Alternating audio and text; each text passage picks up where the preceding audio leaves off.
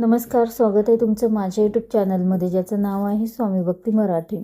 श्रावण महिना सुरू झालेला आहे आणि प्रत्येकजण यथाशक्ती भगवान शंकरांची आराधना, सेवा ही करत आहे.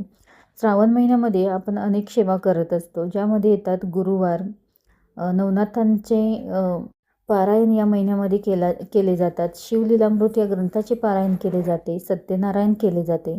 प्रत्येकजण आपापल्या परीने जशी जमेल तशी आणि ज्या सेवा जमतील त्या भगवान शंकरांच्या या महिन्यामध्ये करत असतात.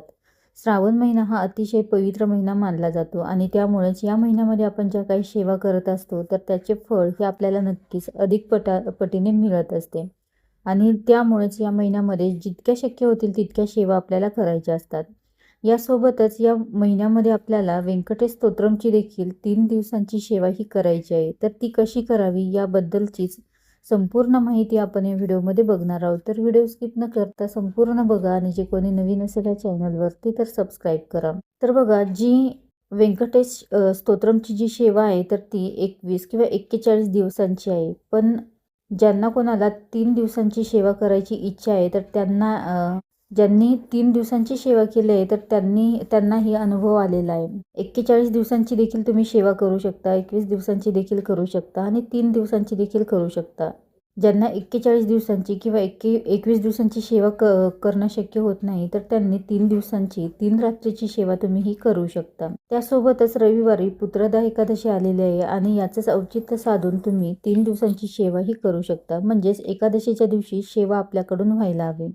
तर या श्रावण महिन्यामध्ये तुम्ही कधीही सेवा करू शकता. तुम्हाला या 3 दिवसात म्हणजेच एकादशीच्या कालावधीमध्ये जर तुम्हाला शक्य झाले नाही तर या श्रावण महिन्यामध्ये तुम्हाला जेव्हा शक्य होईल तेव्हा तुम्ही या 3 दिवसांची सेवा ही करू शकता. भगवान विष्णूंच्या सेवेने दरिद्री दूर होते.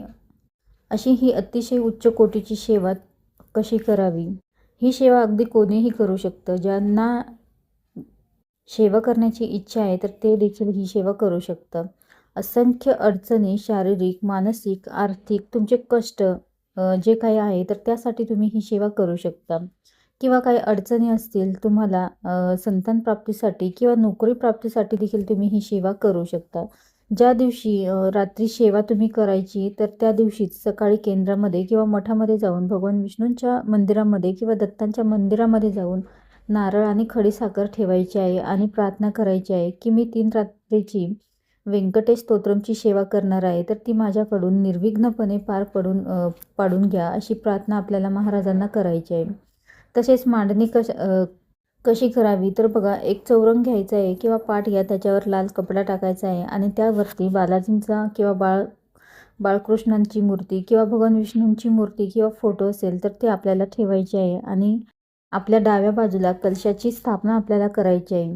अखंड दिवा आपल्याला लावायचा आहे. आपली सेवा होईपर्यंत आपल्याला जो तेवत राहील असा दिवा आपल्याला लावायचा आहे. हा दिवा तुम्ही तेलाचा किंवा तुपाचा देखील लावू शकता. त्यानंतर सेवेला सुरुवात करायची आहे. 11:45ला आपल्याला सेवेला बसायचं आहे. सेवा करताना महिलांनी पंजाबी ड्रेस किंवा साडी तुम्ही घालू शकता. डोक्यावर ओढणी घ्यायची आहे, कपाळी कुंकू लावायचं आहे, हातामध्ये बांगड्या घालायच्या आहे आणि काळ्या कलरचं काहीही आपल्याला घालायचं नाही. तसेच गाऊन किंवा नाईट ड्रेस असं देखील घालायचं नाही. तर आपल्याला पंजाबी ड्रेस किंवा साडी तुम्ही घालू शकता. तर सेवा काय, तर बघा, व्यंकटेश स्तोत्रमचे 21 वेळा आपल्याला पठण करायचं आहे. तुम्ही हे संस्कृत किंवा प्राकृतमध्ये देखील म्हणू शकता. प्राकृत हे 108 ओव्यांचं आहे आणि संस्कृत हे 15 ओव्यांचं आहे. संस्कृतमधून कसं पठण करावं, तर 21 वेळा पठण करायचं असेल तर 1 ते 20 वेळा आपल्याला 8 ओव्यांपर्यंत व्यंकटेश स्तोत्रमचे पठण करायचं आहे आणि हे झालं की शेवटच्या वेळी म्हणजेच 21व्या वेळी आपल्याला फलश्रुती देखील म्हणायची आहे. ज्या घरामध्ये व्यंकटेश स्तोत्रमचे पठण होते त्या घरामध्ये साक्षात भगवान विष्णू येतात असे म्हटले जाते. खूप छान ही सेवा आहे. आपण जी सेवा करतो तर ती सेवा साक्षात भगवान विष्णू हे ऐकत असतात. त्यामुळे खूप छान वाटतं आणि भगवान विष्णूंची सेवा केल्याने माता लक्ष्मी देखील प्रसन्न होते. माता लक्ष्मी ही खूप चंचल आहे, पण ज्या घरामध्ये भगवान विष्णूंची सेवा केली जाते त्या घरामध्ये अखंड लक्ष्मी वास करते.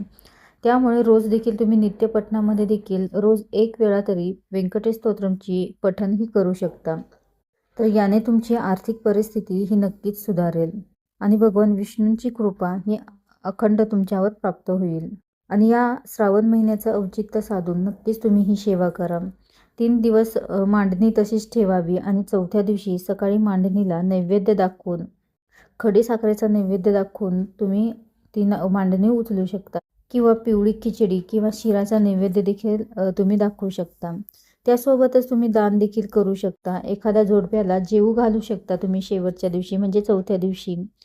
या सेवेचे अनुभव येतातच. खूप सुंदर सेवा आहे आणि या सेवेदरम्यान म्हणजे 3 दिवस आपल्याला ब्रह्मचर्याचे पालन करायचं आहे.